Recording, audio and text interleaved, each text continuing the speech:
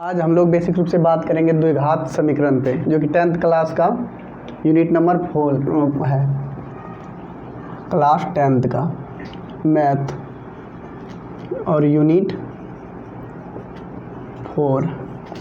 इसके पहले हम लोग पढ़े थे क्या, द्विघात बहुपद, और आज पढ़ेंगे द्विघात समीकरण। तो हम लोग पहले जाने होंगे कि द्विघात समीकरण क्या होता है। उसके पहले चर और चर भी जाने थे, तो वो पिछले वीडियो में हमने बताए थे जब द्विघात बहुपद पे हम लोग चर्चा कर रहे थे। तो आज हम लोग बात करेंगे द्विघात समीकरण पर। तो इसमें जैसे होता है कि चर और अचर, तो इस पर बात कर चुके हैं। तो आज हम लोग को बात करना मेन रूप से कि द्विघात समीकरण क्या होता है और बहुपद क्या होता है, दोनों में क्या अंतर है। तो जैसे बात करें, द्विघात बहुपद का जनरल फॉर्म होता था, यानी कि व्यापक रूप ax square plus bx plus C, ये होता था द्विघात बहुपद। यहाँ तक द्विघात बहुपद, जहाँ की a और b और c क्या है, अचर पद, और ये क्या है, चर पद। अचर क्या होता है, जिस राशि का मान मतलब वैल्यू नहीं बदलता है, उसको क्या बोलते हैं, अचर। जैसे a b c ये सब जैसे है, तो मतलब अगर देखा जाए तो कोई अंक है, कोई वैल्यू रहेगा जब बहुपद में आपको मिलेगा प्रश्न में। तो और फिर ये x और ये जो x है ये चर है, ठीक है। इस राशि का मान क्या होता है, इक्वेशन के अनुसार बदलते रहता है। जैसे आप इस बहुपद में कुछ आंसर निकाले, तो अगला बहुपद में अगर सॉल्व करते हैं तो उसमें अगर शून्यक निकलता है तो कुछ और निकलेगा। तो अगर द्विघात बहुपद है तो इसका हल कितना निकलेगा, 2। तो इन सब बातों पे हम पिछली वीडियो में चर्चा कर चुके हैं। तो आज हम लोग बात करना है बस समीकरण पे। तो द्विघात बहुपद देखिए ये होता है, लेकिन अगर आज बात करें द्विघात समीकरण में क्या अंतर है, तो अंतर कुछ नहीं, ax square plus bx plus C, लेकिन चेंज यहाँ पे क्या होता है, बराबर 0, बस इतना सा अंतर है। इसमें क्या होता है, किसी भी इक्वेशन के बराबर करना है, इक्विवेलेंट कुछ हो जाता है। हो सकता है फिलहाल 0 दिए, इसी हो सकता है इसी रूप में कि यहाँ पे कुछ रहे c प्लस डी, इस तरह से वहाँ पे फॉर्म में आ सकता है। लेकिन जनरल जो व्यापक रूप होता है क्या होता है, x square plus bx plus C, और ये जो है मेरा इस फॉर्म में देखेंगे तो ये बहुपद में देखे थे पिछले यूनिट में। तो आज जो हम लोग को बात करना है ax square plus bx plus C बराबर 0, इस तरह से जो रहेगा इसको समीकरण बोलते हैं। और यहाँ पे देखिए एक कंडीशन है, a बराबर नहीं होना चाहिए 0 के। क्यों नहीं होना चाहिए ये कंडीशन, क्योंकि अगर देखिए हम बात करें द्विघात समीकरण पे, अगर a बराबर 0 यहाँ पे हो जाता है तो 0 गुना x स्क्वायर, अगर यहाँ 0 से गुना हो जाएगा, a का वैल्यू हो जाएगा, तो ये क्या हो जाएगा, 0 हो जाएगा ना। तो देखिए यहाँ पे फिर बच जाएगा क्या, bx प्लस सी, लेकिन ये तो फिर रैखिक हो जाएगा। इसलिए यहाँ पे कंडीशन में दिया है कि a इक्वल नहीं मतलब होना चाहिए बराबर 0 का, ठीक। तो इसीलिए यहाँ पे अगर a का वैल्यू 0 हो जाता तो ये क्या हो जाता, रैखिक समीकरण हो जाता। हाँ, फिर b 0 हो सकता है, b 0 हो सकता है। अगर b अगर 0 हो भी जाएगा तो क्या बचेगा, ax स्क्वायर प्लस सी बच जाएगा।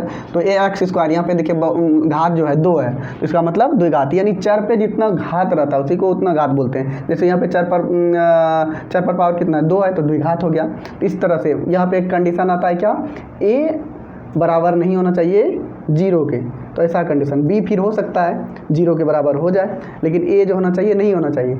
और फिर यहाँ पे बात करते एक है क्या, तो a क्या है, x स्क्वायर का गुणांक, फिर b क्या है, x का गुणांक, और c क्या है, अचर पद कोई।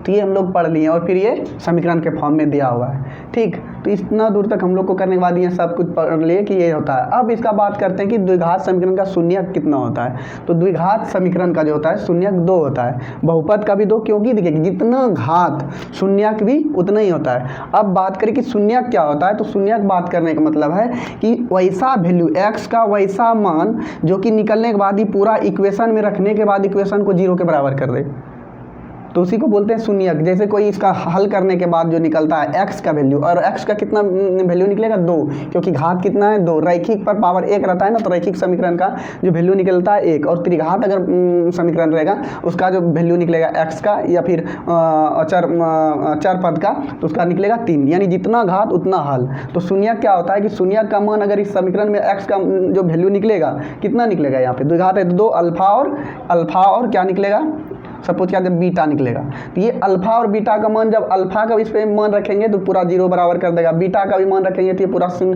यानी कि 0 के बराबर 0 कर देगा। तो इस तरह से इसको बोलते हैं हम क्या, शून्यक बोलते हैं। तो अब आगे बात करेंगे कि अल्फा और बीटा ये 2 शून्यक होते हैं। तो और इसको अब हल करने का कितना तरीका होता है। जैसे द्विघात समीकरण को बात करें तो 2 तरीके से हल कर सकते हैं। एक होता है पहला, जैसे विधि पढ़े थे पीछे, गुणनखंड से हल कर सकते हैं। ये बहुपद में हम सॉल्व कर चुके हैं गुणनखंड विधि से, द्विघात त्रिघात सबको हम सॉल्व किए। तो अब गुणनखंड जैसे हो गया, तो अब दूसरा विधि होता है क्या, सूत्र के माध्यम से, सूत्र से दूसरा हम कर सकते हैं सूत्र से। और सूत्र क्या होता है, सूत्र जैसे जनरल अगर देखा जाए, सूत्र इसका शून्यकों की संख्या, अगर थ्योरी में लिखे यहाँ पे शून्यकों की संख्या, शून्यकों की संख्या कितना होगा, 2 होगा, ठीक। अल्फा और क्या होगा, बीटा, 2 शून्यक होगा, ठीक। और इसको हल कितने तरीके से कर सकते हैं, गुणनखंड और सूत्र से। तो गुणनखंड विधि से क्या होता है कि फर्स्ट और लास्ट टर्म को आपस में गुणा करते हैं और मिडिल वाले टर्म को ऐसे तोड़ते हैं कि गुणा करने के बाद ये दोनों का गुणा के बराबर आए, तोड़ने और जोड़ने और घटाने पर ये संख्या आ जाए। तो ये चीज़ हम पहले भी मतलब पूरी डिटेल में चर्चा कर चुके हैं गुणनखंड विधि पे।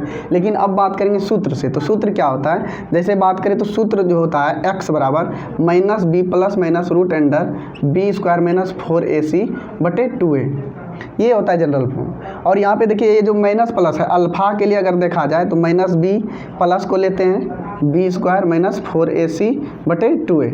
और अगर बीटा के लिए बोले तो -b, बस देखिए यहाँ पे एक बार प्लस को लिए, दूसरे बार माइनस को लेना है, उसके बाद क्या हो जाता है b square minus 4ac by 2a।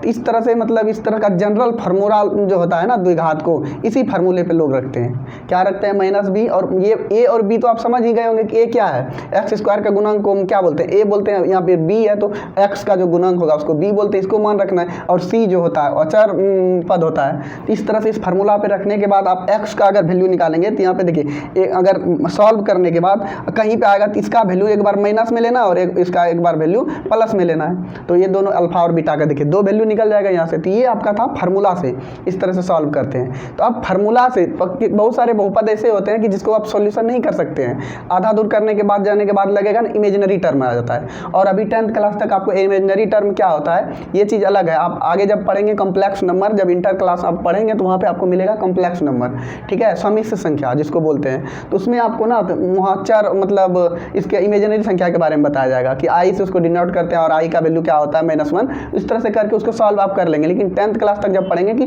जैसे रूट के अंदर आपको -16 या फिर कोई भी संख्या माइनस में आ जाता है तो वो चीज़ को आपको सॉल्व नहीं करना है, आप क्या बोल देंगे ये काल्पनिक है, अतः इसका हल संभव नहीं है। तो इस तरह से आपको यहाँ पे करने के बाद इस फार्मूला पे बैठाने के बाद एक चीज़ प्रॉब्लम आता है कि रूट में जो यहाँ पे आएगा संख्या, ये संख्या पे डिस्कशन करते हैं कि कौन सी संख्या पे मतलब आप किसको हल निकाल सकते हैं, किसको नहीं निकाल सकते हैं। इसको अगर जानने के लिए हम किसका यूज करते हैं, विवेचक। तो अब जैसे हम कोई भी टर्म को बात करेंगे तो विवेचक क्या होता है, और विवेचक अगर हम समझ जाएंगे तो ये समझ जाएंगे कोई भी समीकरण द्विघात को देखने के बाद हम जैसे भी मतलब डी का वैल्यू देखें कि रूट के अंदर मेरा ये आने वाला है तो उसी को हम समझ जाएंगे इसको निकालना संभव है या नहीं। जैसे डी बराबर होता है क्या, b स्क्वायर माइनस 4ac, क्या होता है 4ac, ठीक है। तो डी को यहाँ पे क्या बोलते हैं, डी को विवेचक नाम से जानते हैं इसको, डी को किसके नाम से जानते हैं, विवेचक। और ये देखिए यहाँ ही कंडीशन है, यही तो रूट के अंदर रहता है ना। x बराबर देखिए फार्मूला यहाँ पे लिख देते हैं, x बराबर क्या होता है -b plus minus root under b square minus 4ac बटे क्या होता है 2a होता है ना, ये आपका होता है फार्मूला। तो देखिए यहाँ पे b स्क्वायर माइनस 4ac, इसको लिख सकते हैं आगे में -b plus minus root under D बटे 2a, ऐसा भी लिख सकते हैं क्योंकि d का वैल्यू तो यही होता है ना b square minus 4ac।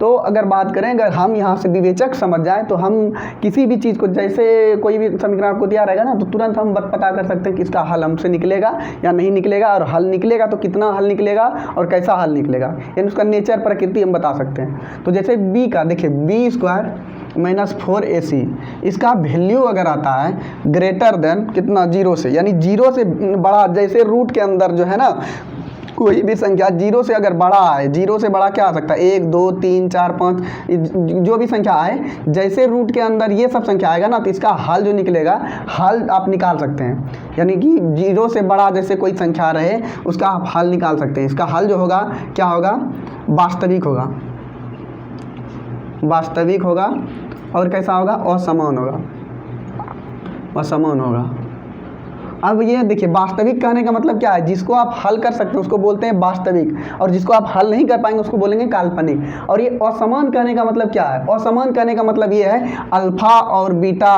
Beta जो होता है दोनों का वैल्यू क्या होगा, अलग अलग होगा। अल्फा का भी मान कुछ अलग आएगा और बीटा का भी मान अलग आएगा, क्योंकि एक बार अगर प्लस लेते हैं, अगर मान के लिए सपोज कीजिए यहाँ पे अगर डी का वैल्यू 0 से बड़ा 1 आ जाए तो रूट निकालने के बाद 1 होगा। एक बार रूट को यहाँ पे जैसे 1 को रखेंगे प्लस में तो कुछ और वैल्यू आएगा, और वही अगर एक बार माइनस को -1 रखेंगे तो कुछ अलग वैल्यू आएगा। तो उसी तरह यहाँ पे असमान होगा। तो यही कहने का मतलब, असमान कहने का क्या मतलब, अल्फा का भी मान क्या होगा, अलग आएगा, और बीटा का भी मान क्या होगा, अलग आएगा।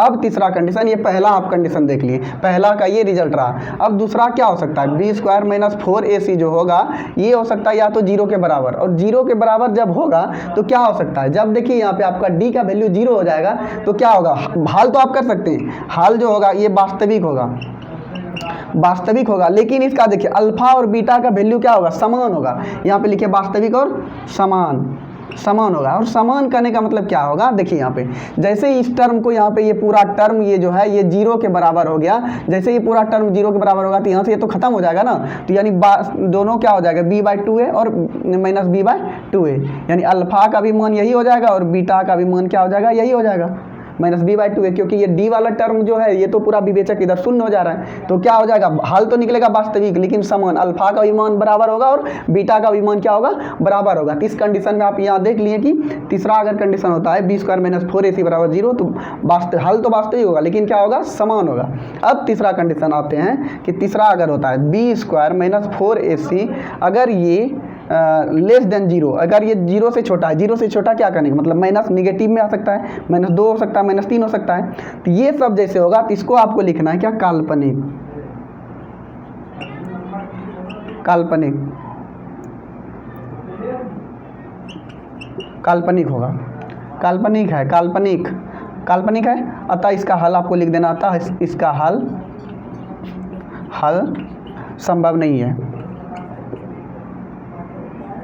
संभव नहीं है, नहीं है।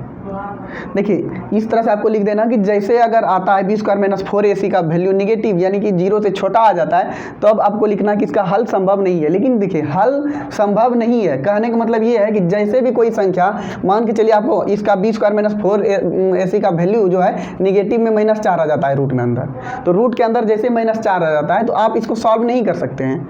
क्यों नहीं कर सकते हैं, क्योंकि अगर आप इसका बोलेंगे वर्गमूल तो क्या निकलेगा, 2 निकलेगा ना, और जब इसका वर्ग करते हैं तो देखो 4 आ जाता है, -4 आना चाहिए ना, लेकिन यहाँ पे क्या इसका वर्ग करने के बाद 4 आ जाता है। तो जैसे रूट के अंदर निगेटिव आए तो फिलहाल आपको लिख देना कि इसका हल संभव नहीं है। क्योंकि क्यों नहीं कर पाएंगे, अगर यही आपको सिखाना चाहें कि इसको अगर इमेजिनरी टर्म, तो ये आपको अगर सिखाना चाहें तो ये यहाँ पे आई लग जाता है, 2i इसका वैल्यू हो जाता है, जो कि तब जाके आप ये चीज़ आप कर सकते हैं कि इसका जो होगा -4 का वर्गमूल कितना होगा, 2i, और फिर अगर बात करें -16 का वर्गमूल क्या होगा, 4i। ये कैसे होगा, आप इस चीज़ के लिए जानने के लिए आपको एक बात बता ही देते हैं। देखिए बहुत सारे बच्चे के मन में यहाँ भी आ जाता है क्वेश्चन कि -4 का क्या होगा, तो बता देते हैं एक्सप्लेन करने के लिए कि -4 का वर्गमूल, जैसे आप आगे पढ़ेंगे तो बहुत अच्छे से वहाँ पे एक्सप्लेन किया जाएगा। आई एक आयोटा एक सिद्धांत दिए थे, आई बराबर क्या होता है, -1। आई ये वैल्यू आपको मानना पड़ेगा कि आई बराबर क्या होता है, -1। इस तरह से सपोज करने के बाद i² बराबर -1 होता है, क्या होता है, i² बराबर -1 होता है। ठीक, तो यहाँ पे देखिए इसका वर्गमूल निकालने के लिए क्या करेंगे, ऐसे तो अगर डायरेक्ट आप बोल देते हैं कि -4 का वर्गमूल 2, तो 2 तो ठीक है आप निकालें, लेकिन 2 का इस वर्ग करने के बाद तो 4 आ जा रहा है, -4 आना चाहिए ना, लेकिन -4 नहीं आ जा रहा है। तो लेकिन अब इसके लिए क्या करते हैं, आयोटा जो लिए तो उसका सिद्धांत का यूज करते हुए क्या करेंगे, इसको लिख सकते हैं 4, अगला स्टेप में 4 गुना -1, तो देखो गुना करने के बाद यहाँ आ जाते हैं ना अगले स्टेप में, अगर क्वेश्चन ये हो तो फिर अगला स्टेप में करने के बाद इसको क्या लिख सकते हैं, इस तरह से 4 और -i का क्या लिख सकते हैं, i² लिख सकते हैं, -1 का वैल्यू होता है i², तो वही बात अगले स्टेप में लिखें। उसके बाद यहाँ पे क्या करते हैं, इसका देखिए 2 का वर्गमूल कितना हो जाएगा, 4 का वर्गमूल 2 हो जाता है, और i² का 2 गो है तो एक i बाहर हो जाएगा, तो कहने का मतलब 2i।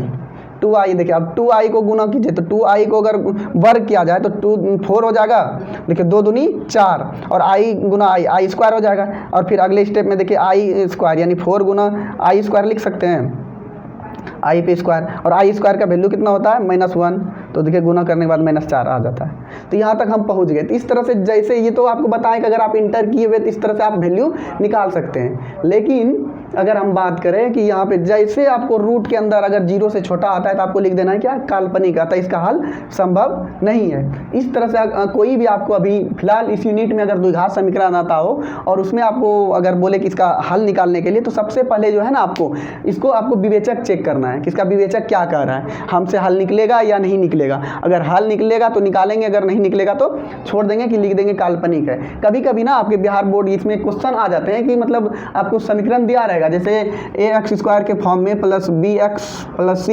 बराबर ये इक्वेशन दिया रहेगा, आपको बोलेगा कि विवेचक यानी मूलों की प्रकृति बताएं। तो प्रकृति बताने के लिए आपको वहाँ पे कुछ नहीं कर रहा है, बस d का वैल्यू निकालने का रहा है कि d का जो वैल्यू निकल रहा है कि माइनस में आ रहा है कि 0 के बराबर आ रहा है, क्या आ रहा है, इसका हल क्या होगा, उसी को बोल देते हैं प्रकृति। तो कभी कभी यहाँ से, कभी कभी नहीं हर बार आता है, ऑप्शनल में 1-2-4 क्वेश्चन विवेचक से रहता है। तो इसमें आपको चेक करना है कि इसका क्या होगा, मूल समान होगा, वास्तविक और समान होगा।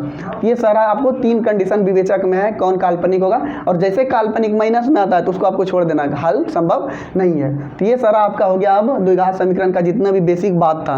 अब जो है इस पर हम बात करेंगे अगले वीडियो में, क्योंकि वीडियो बड़ा हो जाने के बाद अच्छे नहीं लगने लगते हैं, लगता है कि मतलब बहुत सारा हो जाएगा। तो छोटे छोटे वीडियो में स्टेप बाय स्टेप बनाएंगे, उसमें लिख देते हैं video part 1, part 2, part 3 unit का देखे, तो उसमें आपको दिक्कत नहीं होगा। तो सारा अब इस पर जो नोमरिकल है, मेन नोमरिकल जो बिहार बोर्ड का मेन पर्पस है, जिस तरह से पूछे जाते हैं और बेसिक जो है ऐसा कि मतलब जिस तरह से पढ़ने के बाद कोई प्रॉब्लम नहीं होगा, जितना भी इसमें नोमरिकल है सारे टाइप का नोमरिकल अगले वीडियो में देखते हैं। तो फिलहाल जो इस द्विघात समीकरण से था सारा चीज़, इतना ही बेसिक चीज़ को आपको जानना था।